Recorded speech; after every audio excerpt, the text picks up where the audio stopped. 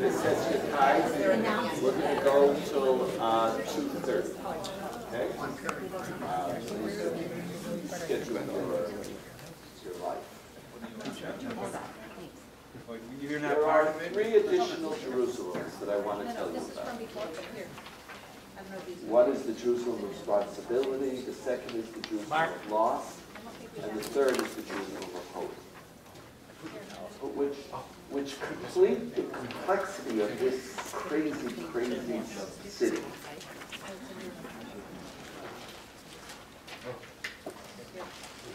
Jerusalem of responsibility is actually a very, very interesting outgrowth of the Jerusalem of God.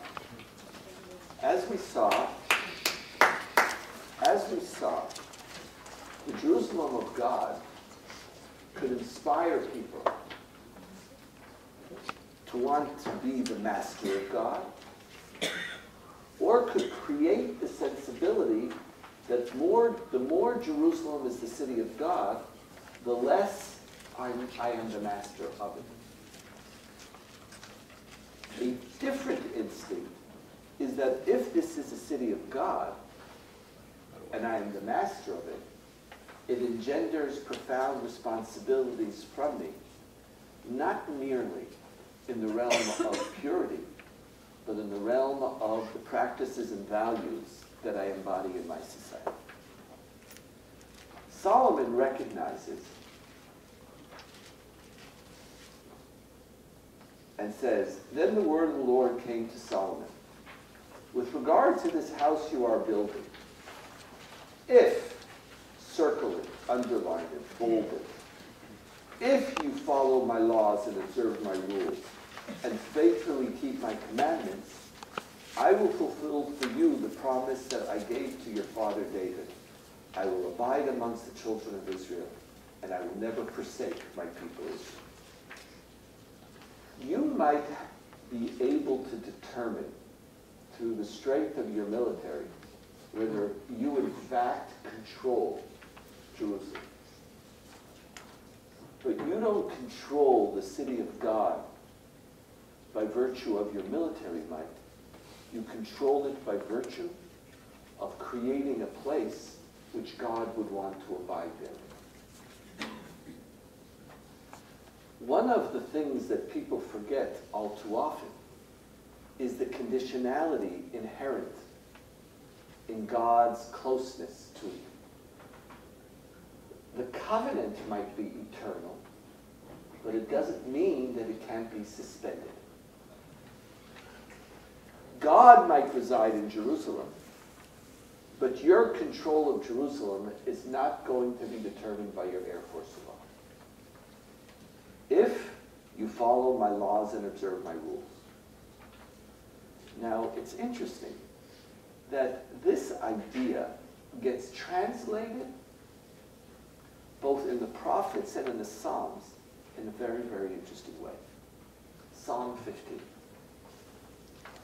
A psalm of David. "Lord, who may sojourn in your tent? Who may dwell on your holy mountain? He who lives without blame, who does what is right, and in his heart acknowledges the truth, whose tongue is not given to evil, who has never done harm to his fellow or borne reproach for his acts towards his neighbor, for whom a contemptible man is abhorrent, but who honors those who fear the Lord, who stands by his oath, his word, even if it costs him to his hurt, who has never lent money at interest or accepted a bribe against the innocent. The man who acts thus shall never be shaken." One of the core narratives of the Jerusalem of responsibility is that to be the master of the city of God requires that you create within your society a society not merely of religious piety in its narrow sense, but of religious piety in a much broader sense, which is dominated by the moral standards and principles which permeate the society in which you live. You want to be the master of Jerusalem? No problem. That's not a testament to the superiority of your national enterprise, but it's a challenge to the nature of what you're going to do with your national enterprise. So if, for example, one of the core statements of Israel is nobody's going to teach us ethics. Nobody's going to teach us ethics. Does that mean that because by definition we are always in the moral right? Or is it that we believe that we must be worthy of being in a position where no one will teach us ethics? Where Hatzava, hu hatzava achi musari ba'olam, our army is the most moral army in the world. Is that a descriptive statement or a prescriptive statement? The Jerusalem of responsibility says it has to be a prescriptive statement. And coming back to Jerusalem requires of us to ask questions that we didn't have to ask before. When God enters your society, it's not your nationalist victory. It's not that you get to strut and wave your flags under the noses of the Muslims. You want to be in the city of God? Who do you think is accepted in the city of God? Who may sojourn in your tent? He who lives without blame. He who does what is right. Jerusalem has the potential, and in part of Jewish imagination around Jerusalem, has the potential to be a profound catalyst for moral self-reflection, for reflection about the nature of the society in which we live. Interestingly enough, the destruction of Jerusalem did this. When we asked why Jerusalem was destroyed, it was destroyed because of senseless hatred. It was destroyed because we only followed the law and didn't go beyond the requirements of the law. Those are statements which state that if you want to be in control of Jerusalem, you have to build an exemplary society. A society where people are kind and gentle to each other.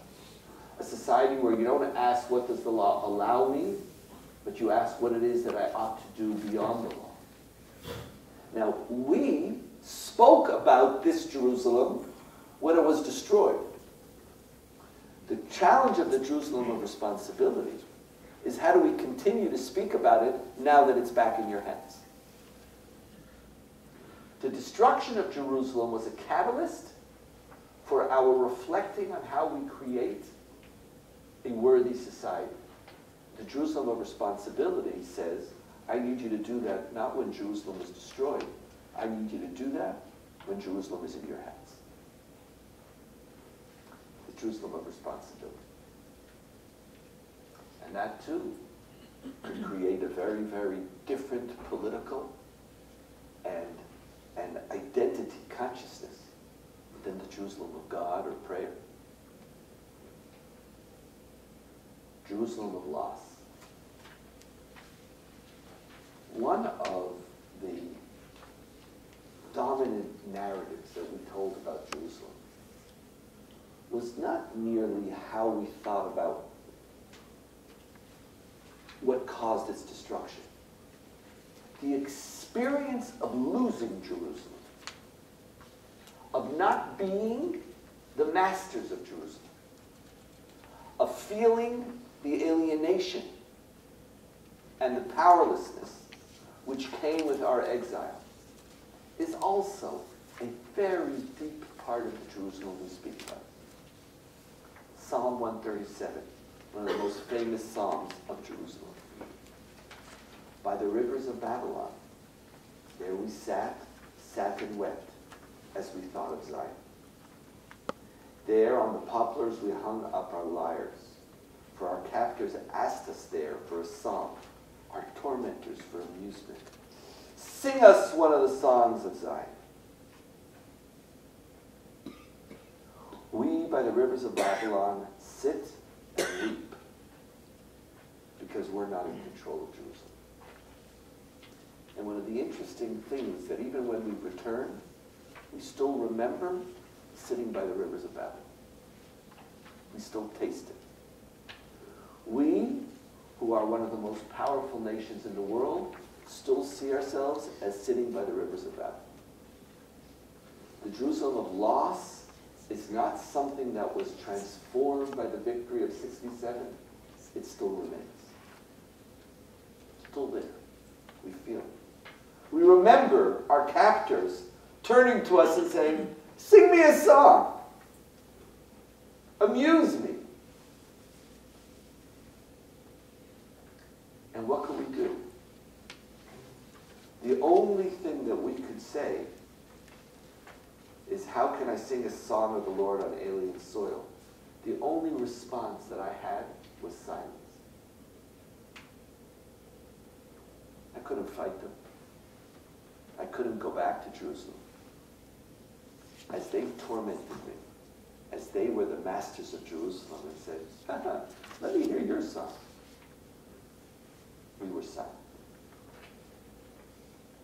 And to ourselves we said, "If I forget you, O Jerusalem, let my right hand wither, let my tongue stick to my palate, if I cease to think of you. If I do not keep Jerusalem in memory, even at my happiest hour." And so, we remember when we built a house, when we had a wedding, when we had a simcha, we always remember. We continue to remember the Jerusalem of loss.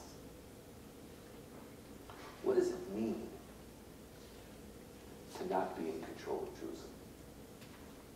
The humiliation, the sense of loss of dignity, the sense of powerlessness. All of those are associated with the Jerusalem of loss. Now you would think, Har Habayit Biyadenu is the end. Here it is. We had that loss. Now it's in my hands. I could let it go. But we don't. And in particular, there's a specific feature of the Jerusalem of loss that this song speaks about, and which I guarantee 99% of you have never read or heard. You know the first part. If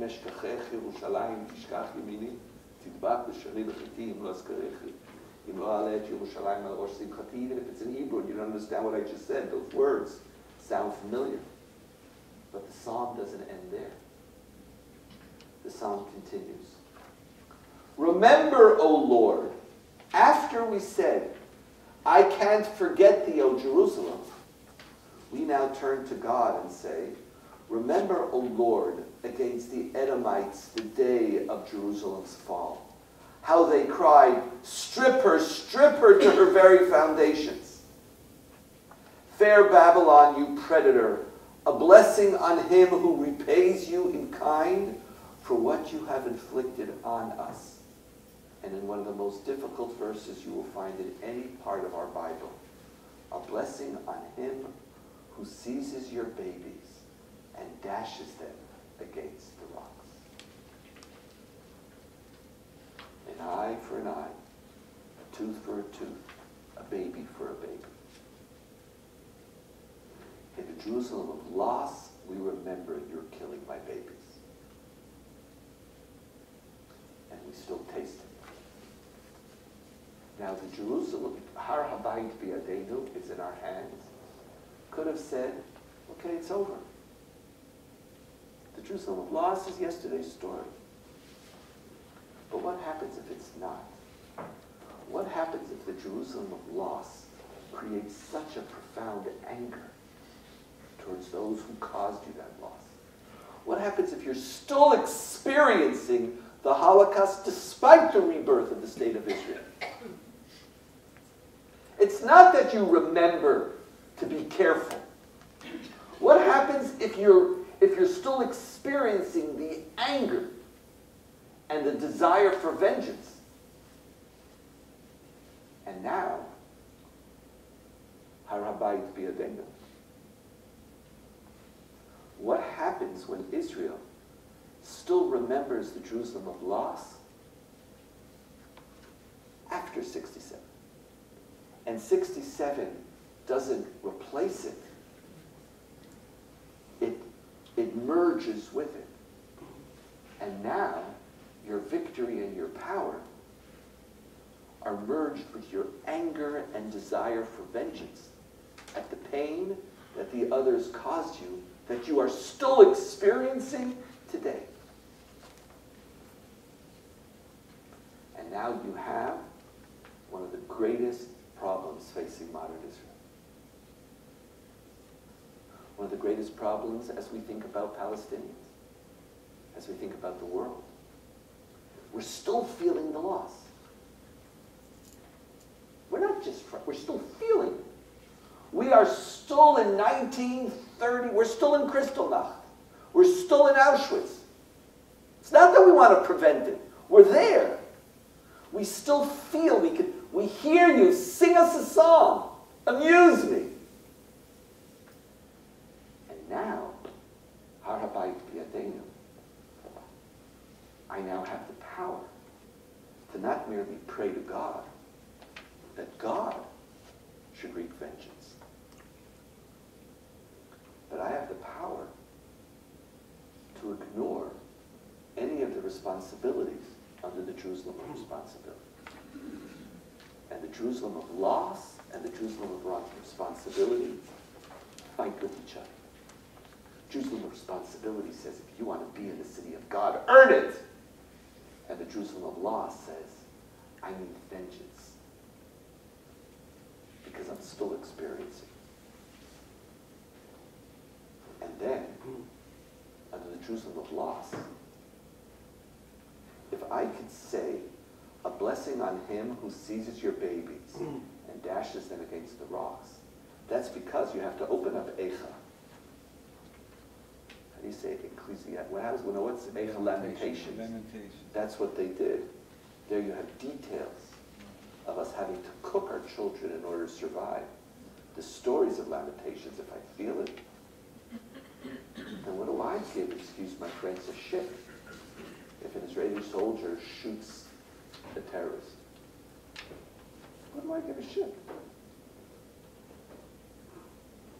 Destroy your babies.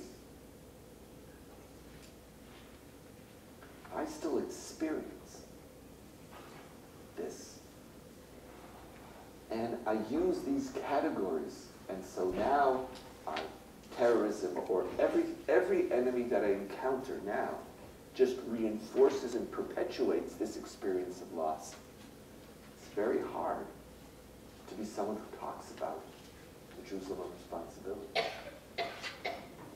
And in the public discourse in Israel around this Elor Azaria case, Could you fill us in for those of us who don't know the story? Elor Azaria is the sergeant in Hebron who shot the wounded terrorist 11 minutes after the danger was neutralized and he was lying wounded on the floor. And the discussion in Israel was those who wanted to put Elor Azaria on trial, who were all the people in the army, all the officers, senior officers in the army, the attack against them was, you don't love Jews.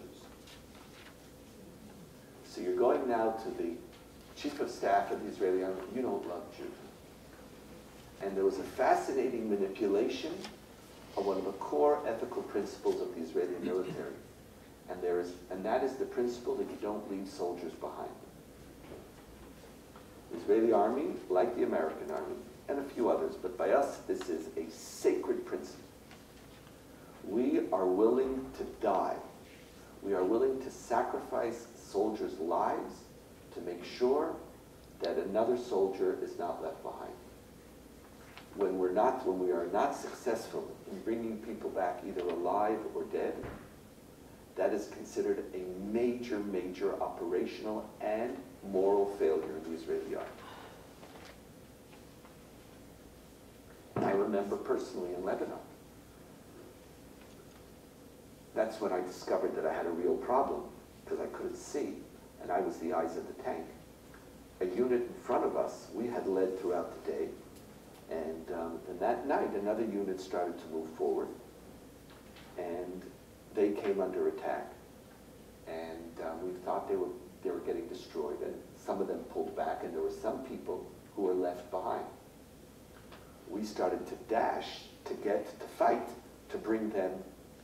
Now, that's when I discovered that I couldn't see at night, and I didn't see anything. So I had certain challenges. But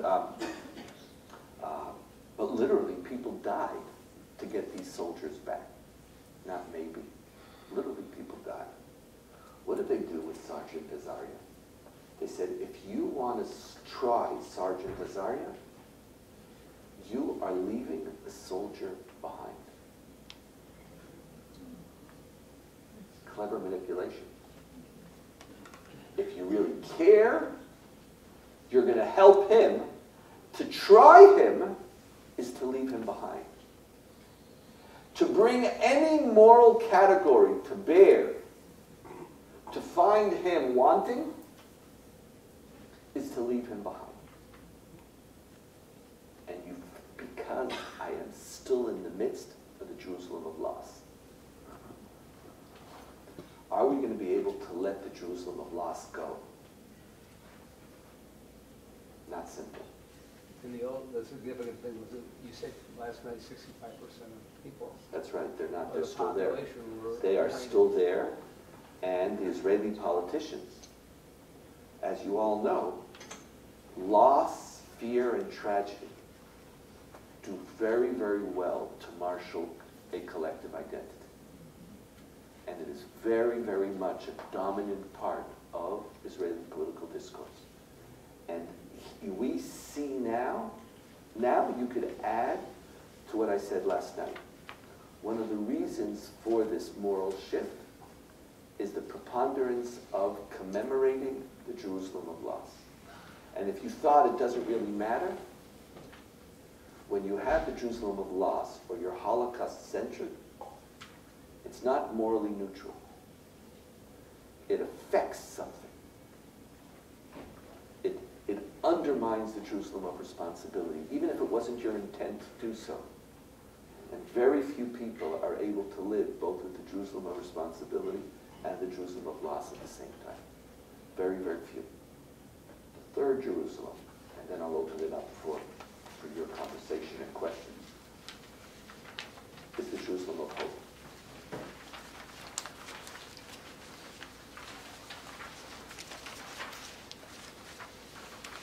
We'll just read one part of it.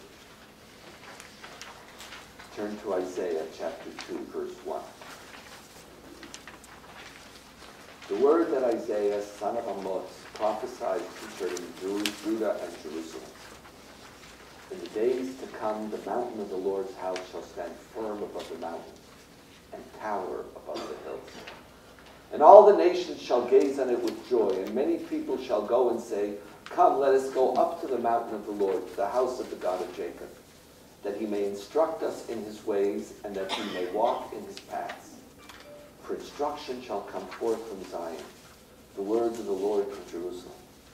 Thus he will judge amongst the nations and arbitrate for the many peoples.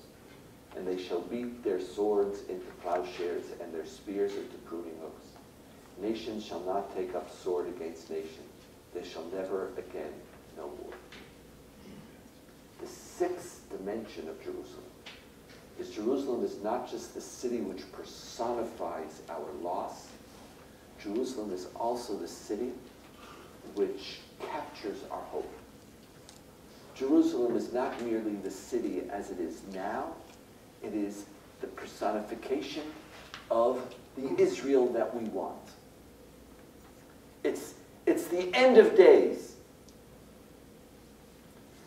To be in control of Jerusalem is to put hope, not merely loss, back on the table. It's to go beyond loss. It's to recognize that I don't just control Jerusalem now, but I am beginning a process of the unfolding of my messianic aspirations. Now, some of the aspirations, some of the hope of Jerusalem is a hope that our temple will be rebuilt, is a hope that Jewish sovereignty will be secure. But in most instances, Jerusalem was bigger than that. That's good for Tel Aviv. Jerusalem is not merely about our victory. Jerusalem is about a transformation in the world, in world order. And in the Jerusalem of hope, we don't merely hope for our victory. We hope for a peace and a new world order. Jerusalem is the city Ki Mitzion Tetzei Torah from here. That's not the Torah of Sinai. The Torah of Sinai was a Judaism for the Jews. The Torah of Zion, it's a bastardization of the notion of Torah to argue that Zion is the place that will teach Judaism. It's a new Torah. It's a Torah of instructions from God to teach nations never to take up sword against nation. It's a Torah of a universal enlightenment. In many ways, we're bringing the story the circle to a close. The Jerusalem of God is a Jerusalem which, by definition, is not under your control. Because if God is there, it's not yours. The Jerusalem of hope, when you really internalize that hope, you realize that you are hoping to control a city whose aspirations are not merely about you, but about a world. And so in the end, you don't have that Jerusalem either. You don't have it not because God's there and the divinity is so thick. It's not yours because your aspirations as a Jew are aspirations for a world. You didn't stop at merely saying, okay, I'm home. Jerusalem was bigger than that. And so at the end, when you're the master of Jerusalem, you're the master of the aspiration of the universalization of Jerusalem. Jerusalem's going to be a city which on the one hand is going to be the house of the God of Jacob, but it is also the mountain of the Lord. It's a city that we hope the whole world will say, come, let us go up there. To be master of Jerusalem is to hope that it will not be the capital of Israel, but it will be a catalyst for rethinking the visions and aspirations we have for humankind. It's bigger than you. These are 6 stories of Jerusalem. Probably find we spent a long time looking and searching and trying to see the ways in which our tradition speaks about Jerusalem. And there's a few more, but these are the dominant ones. Which Jerusalem is going to win? Which Jerusalem is going to shape our political discourse? In our nightmare, the Jerusalem of loss partners with the Jerusalem of God and creates nationalism supported by theology and creates the Israel that we would not want to have any part of. Will the Jerusalem of peoplehood shape the Jerusalem of prayer so that all Jews should have a right and an ability to have their voice? Or will Jerusalem create the fantasy that if I control Jerusalem, I control not merely God, I control, much more importantly, I control Judaism? Who is a Jew is shaped by me. Who is a Jew is shaped by who owns the Kotel. And if Reform pray there, then they think they're legitimate. If they can pray there, then I determine not merely who God hears, but whose voice shapes Judaism. Is the Jerusalem of loss going to make us forget what it is that we stand for as a people? What does it mean to be a Jew?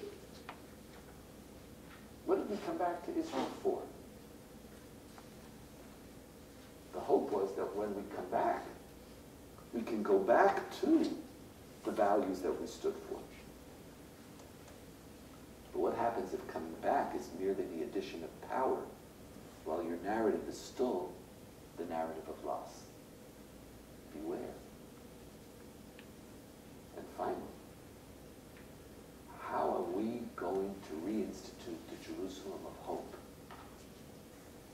integral part of our political discourse. To be in control of Jerusalem is to be in control of something that's bigger than you. And that demands of Jews to think bigger. Demands of Jews to be naive in their aspirations about the type of world we want to live in. Now, while I yearn in the Jerusalem of hope, it doesn't mean I'm not realistic. But because I'm realistic, it doesn't mean I forget what my aspirations are. Jerusalem is the capital of Israel, as the unified capital of the Jewish people, for now and all eternity, is both a gift and a curse. And whether it will be a gift or a curse will depend on which Jerusalem is going to shape our consciousness.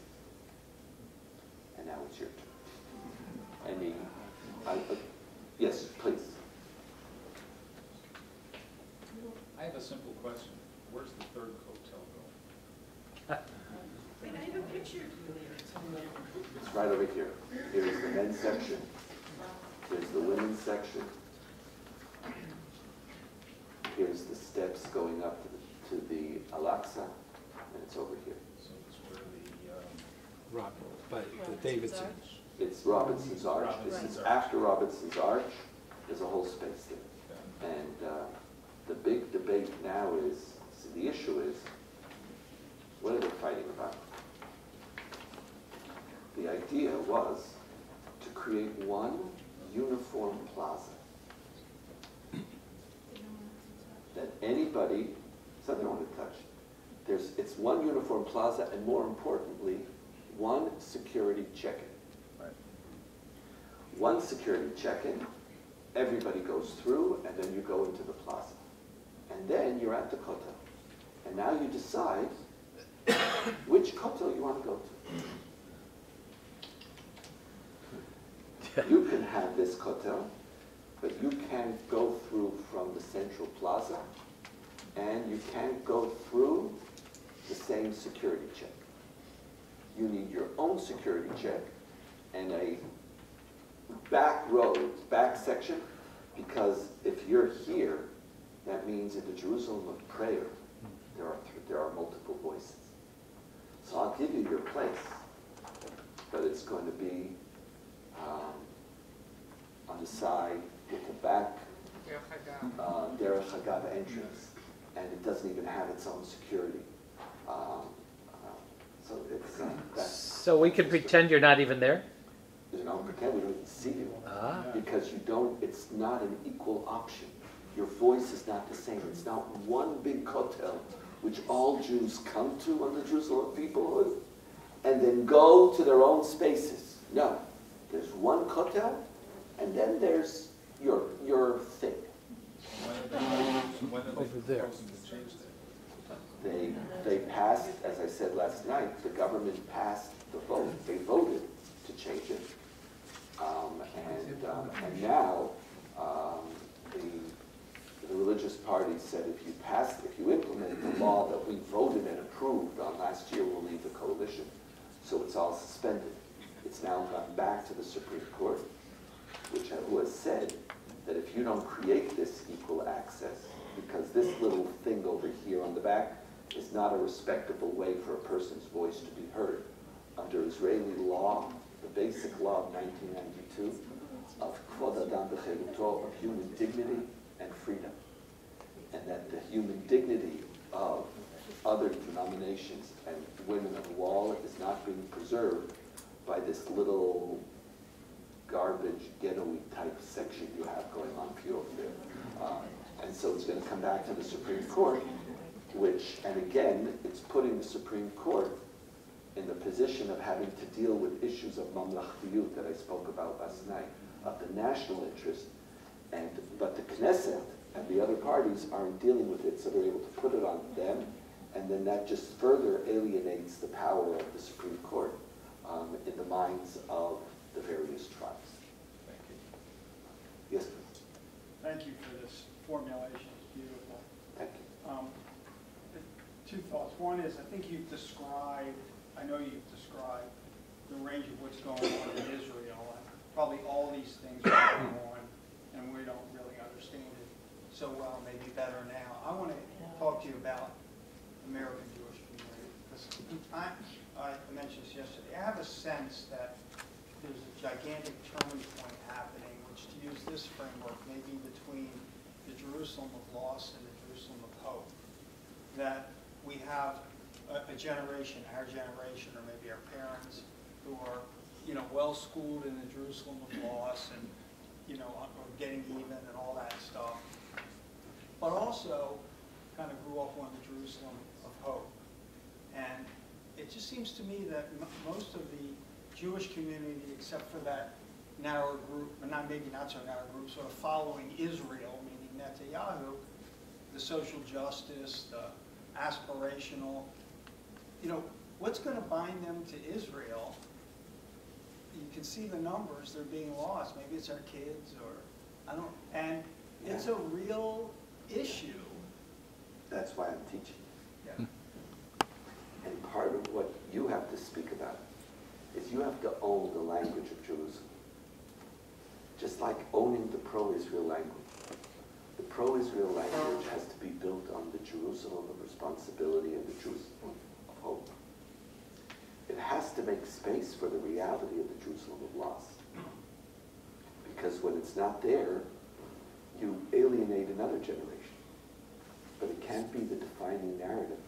And as we move forward, if Israel is more and more defined by the Jerusalem of loss, and what will connect North American Jews is the Jerusalem of responsibility and hope, then it's basically two different Israels. And the two will not meet. And it's not just the two Israels will not meet, the two members of the Jewish, those two parties will not meet either, with very, very serious consequences. And I would say it's happening. It's happening. Oh, we know it is. Yeah. And Mark